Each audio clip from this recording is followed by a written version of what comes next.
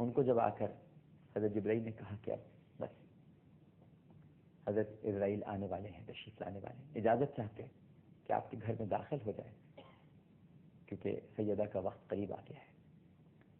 تو آپ ان کی تیمارداری کرتے تھے، آپ فرماتے تھے اے ختیجہ تم پر تو اللہ نے سلام بھجوایا ہے، تم پریشان تو نہیں ہونا،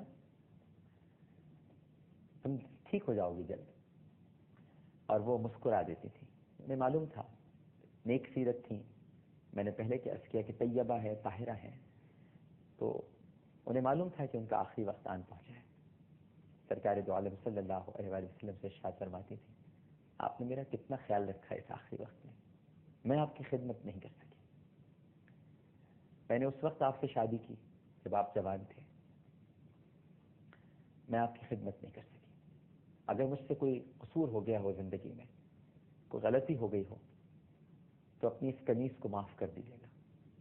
اور سرکار دو عالم صلی اللہ علیہ وآلہ وسلم ارشاد فرماتے تھے ختیجہ تجھ سے غلطی، تجھ سے کوئی خطا، تو تو میری رفیقہ حیات ہے، تو تو میری کائنات ہے، تو تو میری جان ہے، تو نے تو میرا بڑا ساتھ دیا ہے.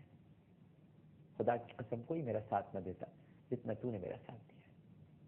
پھر ختیجہ نے عرض کیا یا رسول اللہ صلی اللہ علیہ وآلہ وسلم ایک چھوٹی سی درخواست ہے، یہ میاں بیوی میں آخری گفتگو ہو رہی ہے. فرمایا کہو ختیجہ. عرض کیا یا رسول اللہ صلی اللہ علیہ وآلہ وسلم، کبھی نام نہیں لیا میری ماں نے اپنے شوہر کا. فرمایا یا رسول اللہ صلی اللہ علیہ وآلہ وسلم جب میرا انتقال ہو جائے تو میری ایک آرزو ہے، مجھے قبر میں آپ اتاریے گا اور مجھے اتارنے سے پہلے آپ لیٹیے گا اس پہ اور میری مغفرت کی دعا کیجیے گا. نبی کریم صلی اللہ علیہ وسلم یہ سن کے رو دیے، بہت زار و قطار روئے. اتنا روئے کہ ایک روایت میں آتا ہے کہ ملک الموت کو بھی آنسو آ گئے.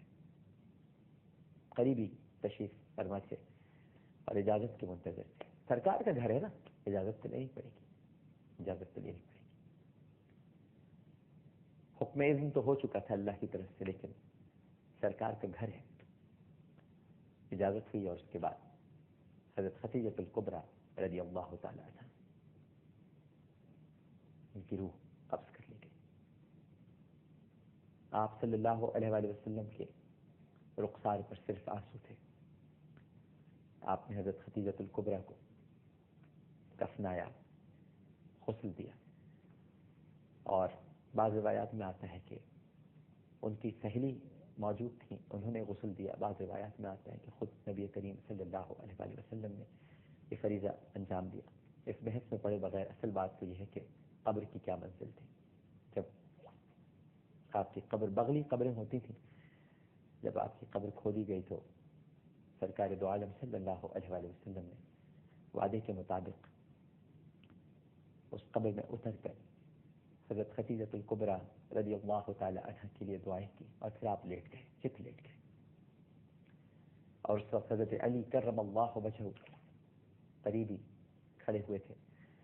آپ نے فرمایا اے علی ایسے ہی لیٹے گی نا ختیجہ، ایسے ہی سیدھا، اس کا چہرہ قبلے کی طرف کر دینا.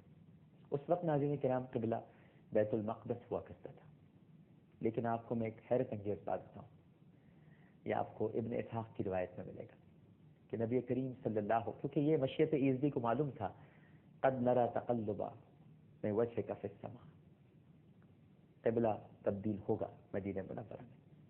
لہذا نبی کریم صلی اللہ علیہ وآلہ وسلم نے کسی تردد کے بغیر حضرت خدیجہ الکبریٰ رضی اللہ تعالی عنہا کا چہرہ خانہ کعبہ کی طرف کر دیا.